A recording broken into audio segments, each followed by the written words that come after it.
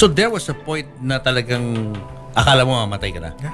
Na nung sinabi pa lang sa akin, umiyak na ako sa loob ng kotse. I was with my twin sister. Dinala niya ako sa Cavite, Lasal. Tapos yung mga classmates niya doon na oncologist and sila nagsabi sa akin na cancer na. So I cried. Sabi ko, paano yung mga bata? After that, 1 week after, I talked to the lawyer. I left a letter. I left the will.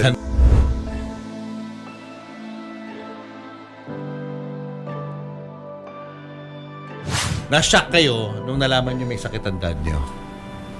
Ikaw yung nasa picture, Brianna. Pakita natin yung picture ni Dindo na super payat ng graduation ni Ako ba nag-drive niya, no? ni Brianna. Opo. Sinabi mo ba sa kanila na may sakit ka o sila na lang nakaalam? Hindi, galing ako hospital yan eh. Ayun eto guys, yeah. tignan nyo. Alam na ng mga sa doktor, pero sabi sa doktor, huwag nilang sabihin. And the funny part niyan, ganyan na itsura ko, naninigarilyo pa ako niyan. Alam mo na may cancer ka. Alam ng doktor. Kasi alam ng doktor, exit na ako pancreatic cancer So sabi niya, sige, gyosi ka na lang. Nag-gyosi ako doon sa loob ng Hanggang nag-alarm na yung kwarto ko. So, nung sinabi sa'yo ng doktor na meron kang pancreatic cancer, ano ang naglaro sa isip mo? Paano na sila? Kasi wala nang mami. Sabi ko kay Lord, nirigaluhan mo ako ng mga anak na mababait. Sabi ko, it's either kunin mo ako kagad or buhayin mo ako. I will promise you, I will make sure that they will have the best of my time and my effort. Paano mo sinabi sa kanila? I started yata with Maki. Kay Maki ko sinabi that time Tapos, sabi ko, nag-aano na ako nun. Nag-Dr. Tan ako. I was on to herbal na. Kumbaga. Kaya, malakas na loob ko kasi I was getting better. Pero kung nag-deteriorate pa, nung December na yon, I will tell it earlier. Pero nung nararamdaman ko when I was going to Dr. Tan, kasi nalaman nila nag-herbal ako. Nung sinabi sa inyo na may stage 4 pancreatic cancer ang dad nyo, syempre ni-research nyo yan, di ba? Anong naisip nyo? Anong naglaro sa isip nyo? At least lahat kami parang napag-usapan namin na, yun nga, it's good time na parang alagaan namin yung isa't isa. At the same time, parang spend more time with him. Kasi nga, nasabi na din naman niya sa amin na parang few months na lang yung natitira na we can spend time together.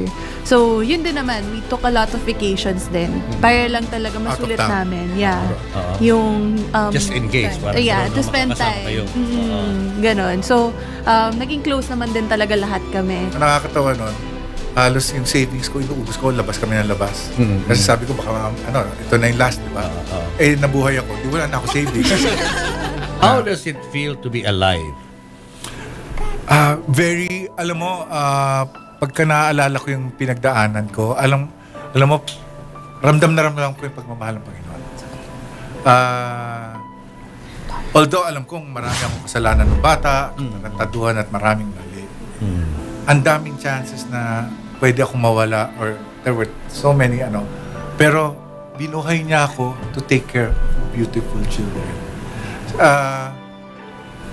Ang sarap na pagmamahal niya kasi nakikinig siya sa dasal.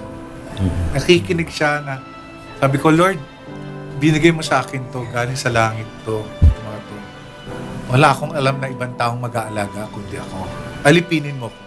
I will be a slave to you. I surrender my life to you. Basta, ang punto ko, hindi ako mag-aasawa, sabi ko pa. Hindi ako mag-aasawa, sila lang ang magiging buhay ko. Hanggang ngayon. Wala pong libro para maging isang tatay.